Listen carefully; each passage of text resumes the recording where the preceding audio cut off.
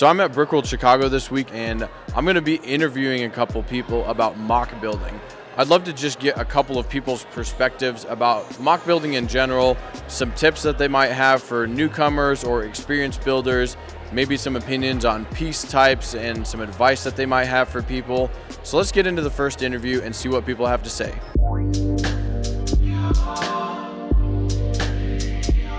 So I like to build a little bit of everything, but I mean, I always go back to minifigs. Anything minifig scale is always the most fun. But recently, I mean, I've started getting into building like life-size sculptures and stuff like that. So that's something I'm trying new. But yeah, minifig scale is definitely scale I like.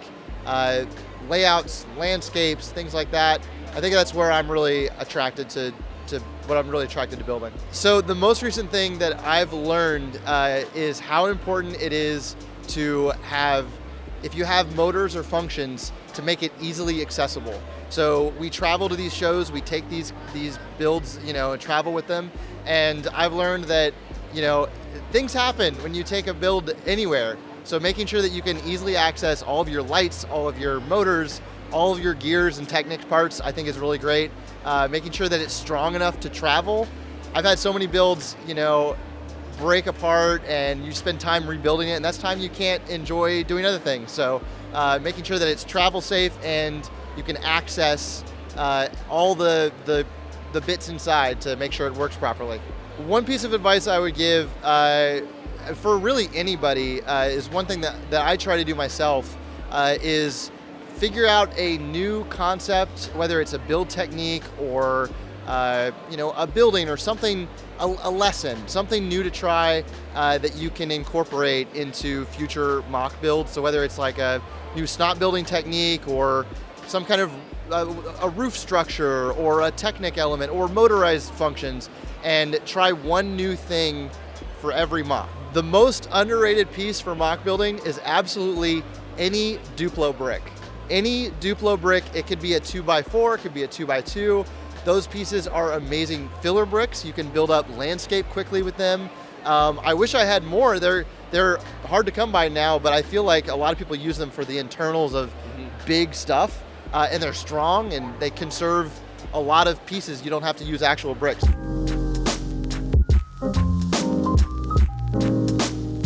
Okay, so I do a lot of Star Wars stuff.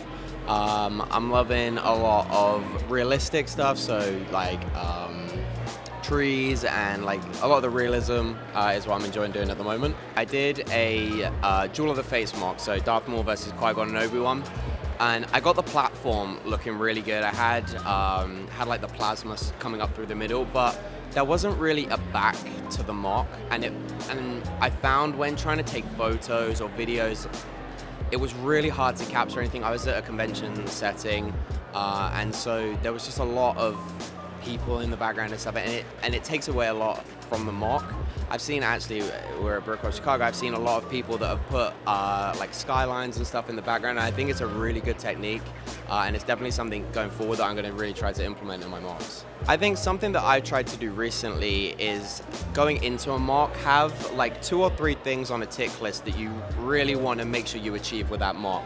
It could be anything, whether it be like movement, lights, a specific piece you want to use, a technique you want to use, and just really try and work through, even when it gets really tricky, try get it done, and try work it out so that at the end of the mock you can kind of tick it off, and I think that way you'll always be improving. Okay, so a bit of a cop out here. I'm going to use a piece combo.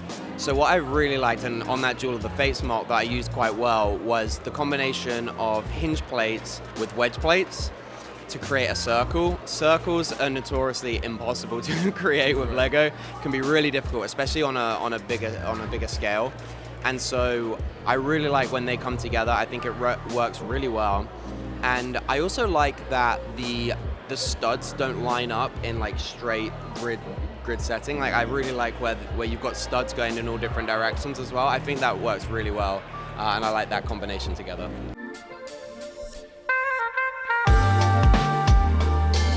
I'm pretty much known for doing large-scale LEGO Star Wars landscape builds, but I like to think I'm a little bit more versatile than that. I really got my hand in building with vehicles, so I always try to, at some point, do like a vehicle for every large scale build I do, and that kind of helps me, I guess, satisfy both of my desires of building, getting to do the large scale landscapes, but also maybe the more technical shifts which require a lot of like angular building, usually a lot of like computer designing as well. So I like to think I'm the best of both worlds, or I try to maintain the best of both worlds when it comes to building, doing both sides of, at least when it comes to Star Wars. Oh man, so there was this one technique that a guy named Logan did in our collaboration.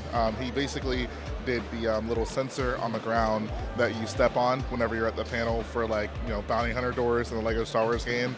And I'd always thought like, how can you really integrate that well? And he was flex tubing for it with minifigure hands for the little like spires that come out of it. And it looked excellent. So that's a technique that, if I do anything game related again, I would for sure use, because that was for sure something I've been thinking about but hadn't quite nailed down the technique I wanted to use. Sometimes like a lot of people spend a lot of time in the planning phases, and planning is good, if you're, especially if you're doing something large scale, like, do your due diligence, make sure everything you want to do is, thought about. But sometimes you really just got to dive in and just try something. Don't be so afraid to try build, or so afraid that you're not going to like what you're building that you almost don't want to try. So, if you get to the point where you're like, maybe out of ideas, sometimes it just takes you trying something, even if you don't necessarily think it'll work, to kind of get you off in the right direction and ultimately develop the build that you want to see. I got to go with panels, 1x4 panels, 1x3 panels. Using the wedge plates to get angles was pretty much the go-to initially for me when I was a builder. And I think it's the go-to for most people just because it's the most obvious looking piece. But when you start using panels, for example, like the way I used it on the wings of my Republic gunship, the possibilities of angles are pretty much endless. Like, you can pretty much get any angle you want in LEGO. So using like panel structures is just game changer, honestly. Like, once you do that, it unlocks so much more potential for you to really get your builds to the perfect angle that you want them to be.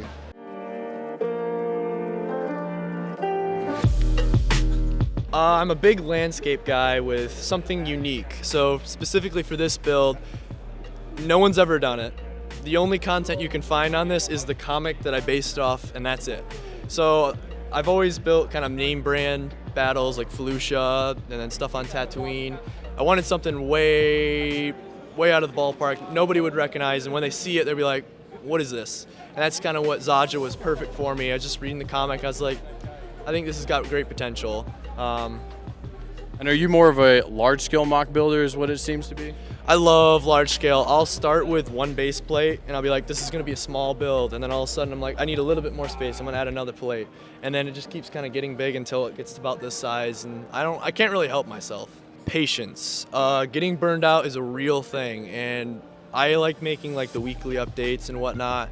And I'm always guilty of like abandoning it halfway and then coming back like a few months later and be like, hey, I'm still building, I haven't died yet, I just took a break a little. But pacing yourself is super important. Specifically for this build, I started with the Spire, and a lot of engineering and thought and design went into this, and you can get burned out so easily. So I like to take a break, and my tip would be bounce around. So if you have a big build, something like this, there's obviously multiple different things you can work on: vehicles, landscape, structure, buildings, even just sketching it out. That's another thing, is just kind of getting a design so you can kind of plan it out. Even with part usage, you run out of parts for builds, you got to order new parts. You got to have something else you can plan to work on, so you can still be doing something all the time and at the same time doing something different so it doesn't feel repetitive or kind of just leads to a burnout. That would be my best advice. I'm gonna be honest. A 1x2 tile in any color. Whatever build you're doing, 1x2 tiles, even a 1x2 plate. I can't get that off that well, it's too stuck. But these two go together so well. When I first did my first big build was Tatooine back in like 2020. I did all just studs, and I was like, oh, this looks good, but it could be better. I want like that half stud, half tile ratio. And a lot of people like the all tile or all stud. I'm very 50-50 on it, is what I like to do. So tile of the 1x2 and 1x2 tile and plate, I feel like they just contrast really well. You can get them fairly cheap and usually in high quantities. And when you get them all out in just random patterns, it just looks super, super natural, and I would say it looks the most pleasing and very underrated part.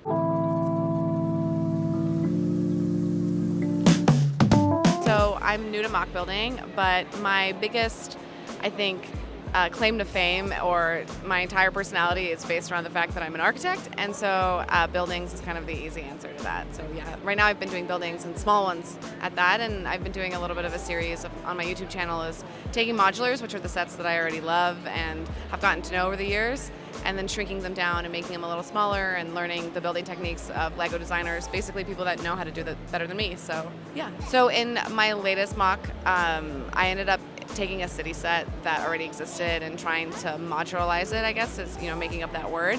And I learned that that was actually easier than taking already pre-existing sets and shrinking them down. And so I learned that kind of stacking bricks in a square and then putting some kind of design and key elements, it kind of felt good to do something a little bit easier.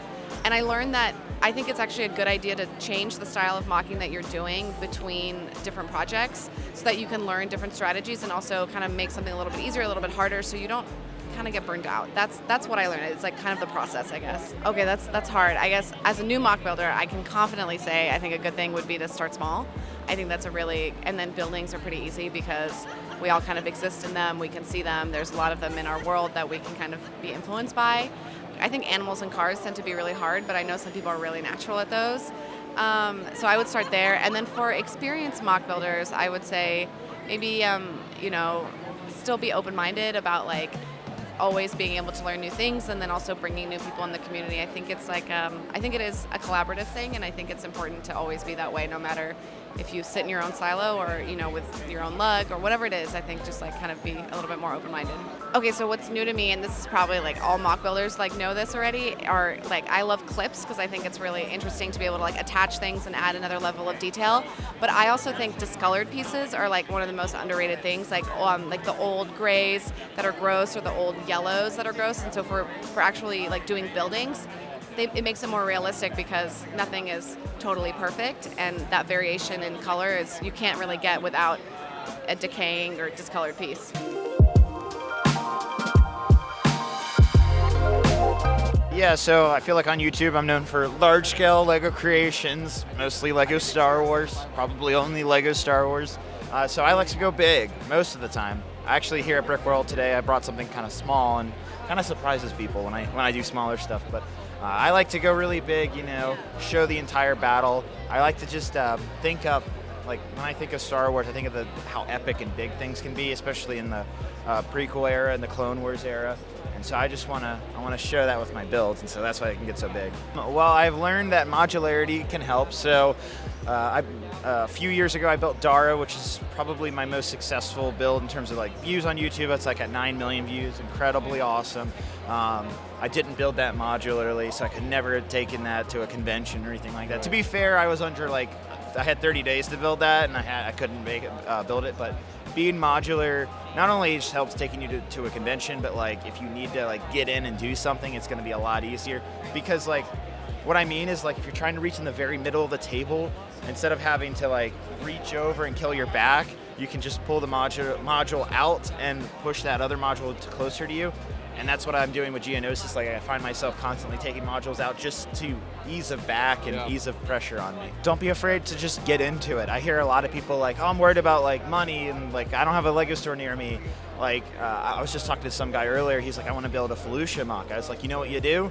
You go to Walmart and you find the friend sets that are on clearance because they have the pastel colors. You go there and you just find those clearance sets, and you're going to have a lot of those pastel colors for super cheap.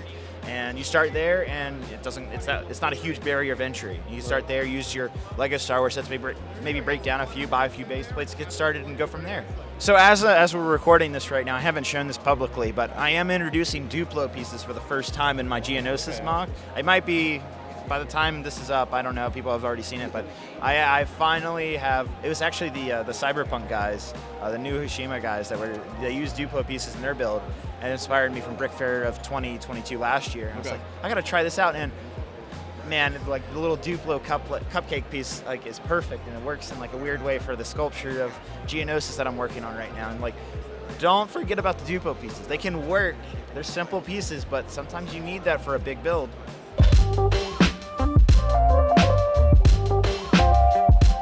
So mainly I focus on Star Wars. I also dabble in World War II and some Castle. That's pretty much the main themes. Just check out my Instagram. I probably make a couple of cool things you can see on there. Yeah, so my most recent project is here at Brick World. It is a 6-foot-ish tall tower, and one of the big things I learned here was transportation skills. I always build in my room, never really leave it, and here you have to work with, it's 5 gray base plates, you have to work with interconnectivity, things don't fit the way you do at home, so improvising. Bringing extra parts is really key when traveling abroad, because you could drop a part, it could go off, you never know. So bringing parts, extra parts is key, especially the ones you think you're gonna lose. Trans-clear is a part that definitely goes missing very easily on these concrete floors. One of the big things I learned was when you have gray base plates, do a lot of saran wrap and put cardboard underneath, because gray base plates are pretty flimsy, and if you start shaking them, bricks will come off, come loose, that sort of stuff. So if you have cardboard, saran wrap it, you should be good. You can stack them, unwrap them when you need. I think one of the big things in our community is struggling with upping the levels on every single mock. I've had it myself. I know other good friends who've had it. You build something and you think every single project needs to step up. You maybe learned SNOT, now you're working with crazy triangles. Before you know it, you're working with bracket, Lego math. Don't feel the need to keep rushing, get better, build what you want, build when you want, and just have fun with it. At the end of the day, it's your hobby, it's not your job.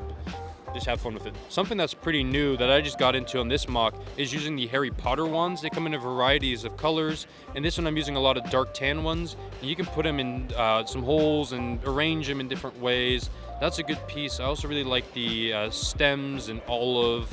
They're pretty cool. So I'd say terrain parts are pretty fun, but the olive Harry Potter ones are really good. And I actually recommend, if you're on Bricklink, buying them new and with the 2, because it's actually about the same price, so you might as well get 2 for the price of 1.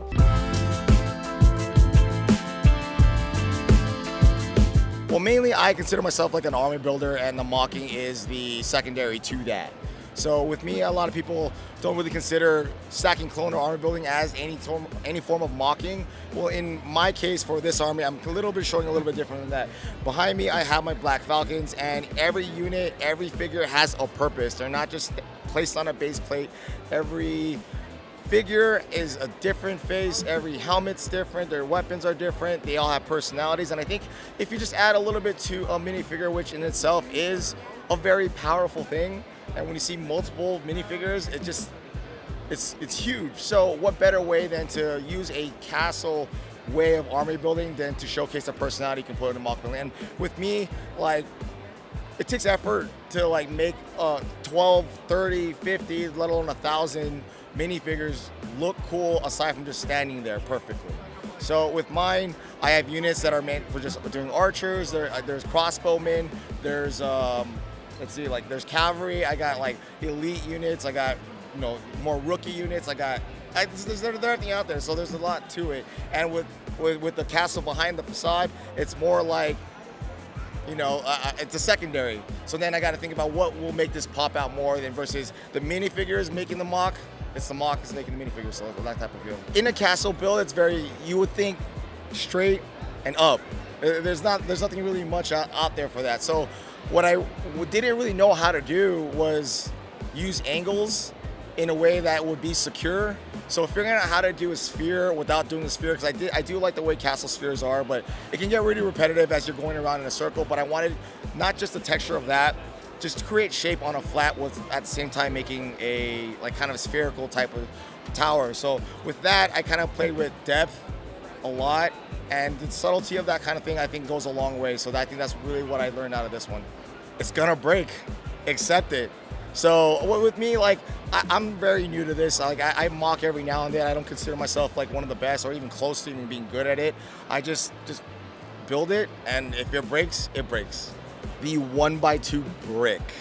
Now in Castle, a lot of people like to do the really textured 1x2 plate, and the plate by itself has a lot of functions, but the 1x2 brick is by far the centerpiece of what the shape of what plates should be. So most people like to stack the 1x2 plates and the 1x1s to make that texture, but ultimately you're trying to create that 1x2 brick.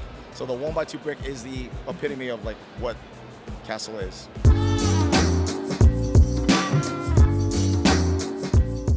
I like to build large-scale Star Wars MOCs, normally Clone Wars, but this year I brought something from Jedi Fallen Order and the Galactic Civil War. Most recent, this has been a couple of projects that I've learned, but this one also helped a lot. I wasn't as confident in the build, but something that I think is overlooked a lot is minifigures and the story they can tell through the MOC. So I always like to say it's 50-50 on building and minifigures.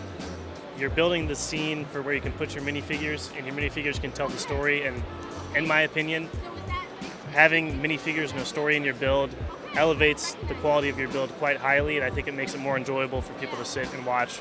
If you can tell a good story with your minifigures, it complements the build really well. Ultimately, at the end of the day, you're working on a piece of art, something creative, so you can't really compare it to other people.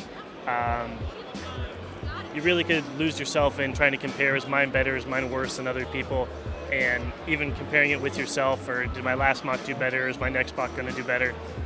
You got to enjoy it. This is something that you're supposed to do for fun. So build and enjoy, and I'd say try not to compare it. It's not a sport, it's not a competition. It's supposed to be something you enjoy to get the creative juices flowing. So I would say focus on the build yourself and try not to compare it to other people's. So I started off the first couple of years, I would say the 1x2 plate is my favorite. And then after that, shifted to 1x1 brick with a stud on the side. I think that's the most useful piece of all time for MOCs. And then more recently, let me think here, I would say 1x1, just 1x1 plates, any color for road details and terrain. I think they work on everything. And then shout out to cheese slopes, you always could use them.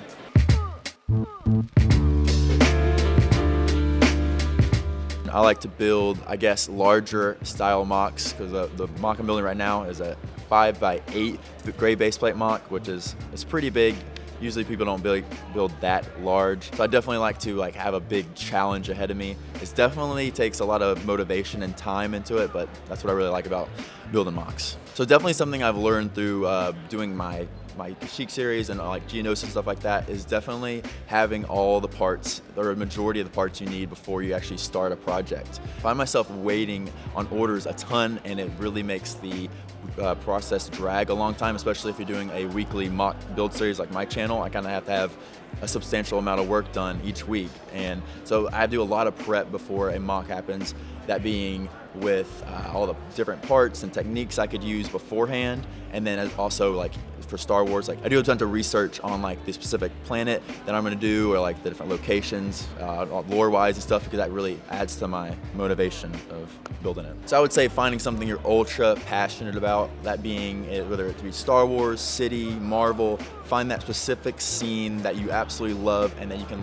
go through and analyze over and over again. That's what I do with my builds. I do that months before. I analyze each scene. I try to figure out each all the particular shots I actually want to accomplish to actually look. I like to really try to make something screen accurate. You see something from the movie, you can look into my MOC and try to see that's literally what I saw on the movie, or try to do it as best of my ability. So that's the number one thing I have to say. Okay, so my favorite kind of new piece I've had to keep getting over and over and over again is definitely the 16x16 plate, just the regular 16x16 plate. It doesn't have to be any kind of specific color, but for me, constantly having to build large landscapes with a lot of flat ground, having that as a base and not having to use so many parts has been a game changer for me. So I keep having to order them, and luckily I got a ton for Kashyyyk now. So whenever I'm going to my next MOC, I can really jump the gun on my next project.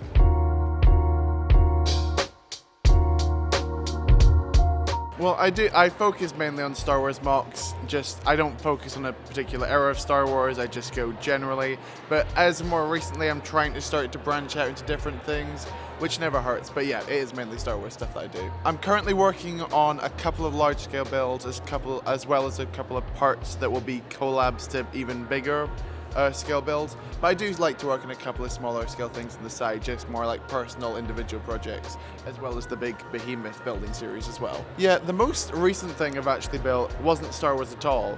It was this little mech for the video series of the llama. And it really helped me to think, sometimes as a Star Wars builder, it's okay to not build Star Wars. You can get outside your comfort zone, build something different, and I've seen that at the Empire Lug table. It's not just Star Wars MOC. There's Last Airbender stuff, there's Avatar stuff. It's quite varied, which is good to just, work on multiple different things. Because if Star Wars, you're just always building futuristic, and to just move on, just jump around and play with different pieces that wouldn't work in futuristic MOCs. It's a lot of fun. So yeah, definitely sometimes it's fun to get outside of comfort zones. For someone that's new to mock building, it's sometimes, like, when you see mocks on YouTube, they're obviously fantastic from like all the big people doing it. So like, don't judge yourself too hard in your first build. You don't need to build something that's 20 gray base plates big. It can be on a 16 by 16 plate, and if you put loads of effort into that, it can still look really, really solid. And for experienced builders, again, when you're showing off those big projects, it's for people like me. I really like to know the nitty-gritty details, like how these really interesting build techniques come together. So I think sharing some of those is often really, really fun, and I get a lot of personal enjoyment out of that. A piece that came out a couple of years ago that I find that comes in clutch so often for me is the 1x2 plate that's rounded on both edges that are both hollow studs. Game changers for either making curved walls or any curves in general, or you can flip two upside down, put a bar between. It's a stud reversal technique, so useful. Or just even literally build it into walls, just texture. Endless possibilities. Love that piece. So helpful.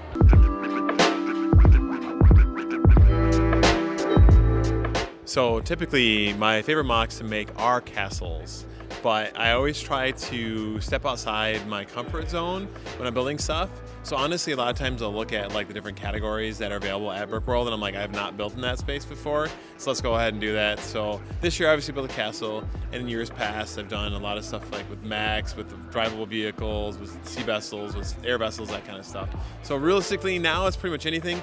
Castles are definitely the favorite. So this specific project that we worked on here got really big really fast. When we were setting the scale for this build, we were like, okay, let's build the bridge, which is great because you kind of want to pick like an item to set your scale so that you know how big everything else is supposed to be. But when we did that, we just went really big.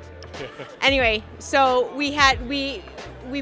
what we learned in building this specific project, other than just like the scale, it was just learning how to make interesting levels and shapes so that it's not all symmetrical, because when you're building with a symmetrical item, it's really easy to push the symmetry. So we were trying to like pull away from that, make things that were kind of uneven, organic, and so yeah, I mean that created some challenges, but really interesting like techniques and designs. First thing I would do is I would say start off with like something that you love, so that you can really focus and hone in on it, and then you can have that commitment to it, right, before you try to make anything else you've not made before.